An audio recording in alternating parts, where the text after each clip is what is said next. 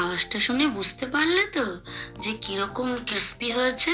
KFC স্টাইলে এরকম crispy chicken বানাতে হলে রান্নাটা দেখো কিভাবে বানাচ্ছি।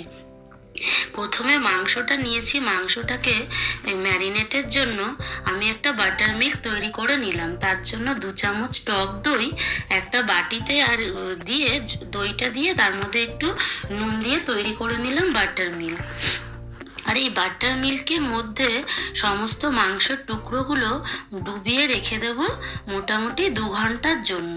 আর এমন একটা পাত্র নেবে যাতে সমস্ত মাংসের টুকরোগুলো একদম ডুবে যায়। চলো 2 ঘন্টা পরে আবার ফিরে আসছি। 2 ঘন্টা পরে দেখো মাংসগুলো ম্যারিনেট করে আমি একদম জল চেপে চেপে সমস্ত মাংসগুলোকে তুলে নেব। আর এই ম্যারিনেটটার ফলে কি হবে, মাংসটা ভেতর থেকে ভীষণ নরম হবে আর জুসি হবে। এই মাংসগুলোকে আমি চেপে চেপে তুলে জলটা পুরো চেপে বের করে দিয়েছি। আর মাংসের গায়ে একটু চিরা লাগিয়ে নিচ্ছি, চাইলে এই মাংসের চিরাটা আগেও দিয়ে নিতে পারো। আর একটা কাপড়ের সাহায্যে আমি সমস্ত মাংসের জলগুলোকে চেপে চেপে বের করে দিচ্ছি। তোমরা পেপার টাওয়ালের সাথেও কুক টাওয়াল দিয়েও এটা করতে পারো। আর এটাকে ম্যারিনেট করব মাংসগুলো। তার জন্য আমি একটা বাটিতে 1 চামচ তেল নিলাম, আর 1.5 চামচ আদা রসুন বাটা, একটু ভিনিগার, আর তোমার একটু লঙ্কা গুঁড়ো, আর দেবো 1/2 চামচ গোলমরিচ গুঁড়ো দিয়ে এটাকে ম্যারিনেট করব। দেখো কেএফসি কিভাবে চিকেনের ক্রিস্পি চিকেন তৈরি করে সেটা আমাদের জানার কারোর পক্ষে সম্ভব না। তবু এটা একটু চেষ্টা করেছি, কিন্তু বানিয়েছিলাম, দারুণ খেতে হয়েছিল। তোমরা একবার বানাবে তবেই বুঝতে পারবে। আর দেখো এই ম্যারিনেশনটা আমি এক পিঠে ওপরে মশলাগুলো দিয়ে দিচ্ছি, দিয়ে ভালো করে একটা পিঠে মশলাগুলো মাখিয়ে নেব যে ম্যারিনেশনটা তৈরি করলাম। আর অপর পিঠে উল্টে দিয়ে আমি সমস্ত মশলাগুলো মাখিয়ে নেব। দিয়ে এটা মোটামুটি 1 থেকে 1.5 ঘন্টা ম্যারিনেশনটা করে রাখলে ভালো হয়। কিন্তু কি যদি তোমাদের হাতে টাইম না থাকে তাহলে মোটামুটি 30 মিনিট রাখলেও হবে। আর মশলাগুলোকে ভালো করে লাগিয়ে দেবে মাংসের গায়ে। এবার যতক্ষণে ম্যারিনেশন হচ্ছে ততক্ষণ আমি একটা ব্যাটার তৈরি করে নিচ্ছি। এই আমার কাছে যেটুকু মাংস আছে তার জন্য একটা ডিমই যথেষ্ট। একটা ডিম নিলাম, 1/2 চামচ গোলমরিচ গুঁড়ো, আর স্বাদ মতো নুন, আর দিয়ে দেবো 1 চামচ ময়দা, দিয়ে সমস্ত এগুলোকে ভালো করে ফেটিয়ে নিয়ে আমি এটাকে রেখে দেবো। আর ভালো করে ফেটাবে যেন একটু লাম্পস না থাকে। আর দেখেছো তো ক্রিস্পি চিকেনের গায়ে কীরকম একটা এবড়ো খেবড়ো ভাব থাকে, যেটার জন্য খুব ক্রিস্পি হয়। তাই সেটার জন্য আমি নিয়ে নিচ্ছি 1 কাপ ময়দা, আর নিয়ে নেবো আদা রসুন বাটা, নুন, গোলমরিচ গুঁড়ো আর লঙ্কা গুঁড়ো। জানো তো এই রেসিপিটা তৈরির জন্য লাগে হচ্ছে আদা রসুনের গুঁড়ো, যেটা গুঁড়ো পাওয়া যায় আদা রসুনের। কিন্তু আমি তো বললাম যেগুলো ঘরে থাকা উপকরণ দিয়ে জিনিসটা তৈরি করছি, তার জন্য কি আমি ঘরে যেগুলো অ্যাভেলেবেল থাকে সেগুলোই ব্যবহার করছি। এবার সমস্ত জিনিসগুলো আমি একসাথে ময়দার সাথে মিশিয়ে নিয়েছি।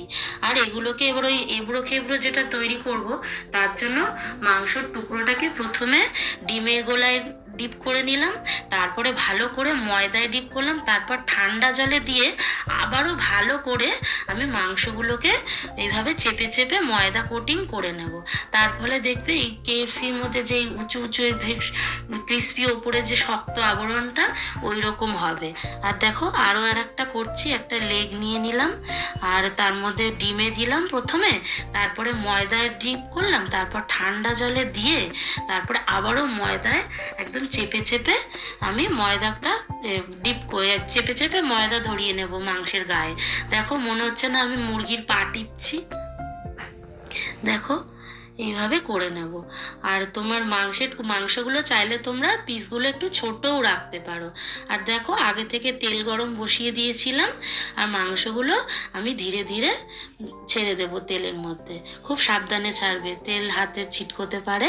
দেখো আর আমার যেহেতু মাংসের টুকরোগুলো খুব বড় বড় ছিল তো, তাই ভাজতে একটু বেশ টাইম লাগবে, তাই টেম্পারেচারটা বুঝে দেবে। আর আঁচটা আমি একদমই কম রেখেছিলাম।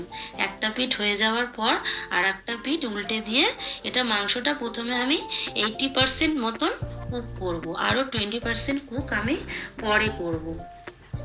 প্রথমে 3টে দিয়েছিলাম, তারপরে পরে আরও 2 টুকরো দিয়ে আরও ভেজে নেব। ভাজতে কিন্তু একটু সময় নিয়ে একটু ধৈর্য ধরে ভাজবে, তাড়াহুড়ো করলে কিন্তু ভেতরে কাঁচা রয়ে যাবে। দেখো আরও 2 টুকরো আমি ভেজে নিলাম। এবার শুধু এই ভাজাটাই নয়, এই ভাজার পরে তোমার আরও একটা এর সাথে খাওয়ার জন্য ডিপও আমি তৈরি করব, কিন্তু পুরোটা দেখবে। আর এরপরে যখন মাংসগুলো পুরো ঠান্ডা হয়ে যাবে, তারপর আরও একবার ভেজে নেব, বাকি যে 20% বাকি ছিল সেই 20%। শোনো, যদি তোমরা এইটা বলো তো কেন দুবার ভাজছি, দুবার যে কোনো জিনিস যদি তোমরা দুবার ফ্রাই করো তাহলে তার মধ্যে ক্রিস্পি ভাবটা বেশি আসে। দেখো ভেজে তুলে নিলাম সব কটা মাংস। দ্বিতীয়বারে ভাজবার সময়ও আঁচটা একদম মিডিয়াম রাখবে, বেশি জোরে দেবে না, তাহলে ওপর থেকে লাল হয়ে যাবে, ভেতরটা কাঁচা থেকে যাবে। আর দেখো ডিপটা বানাচ্ছি, তার জন্য দিয়ে দিলাম 1 চামচ রসুন, আর রঙের জন্য দিয়ে দেবো হলুদ। আর বাটিতে একটা মেয়োনিজ রেখেছি, আর এটা ঢেলে আমি দিয়ে দেবো তোমার মেয়োনিজের মধ্যে। ব্যাস তৈরি হয়ে যাবে দুর্দান্ত স্বাদের KFC স্টাইলের ক্রিস্পি চিকেন।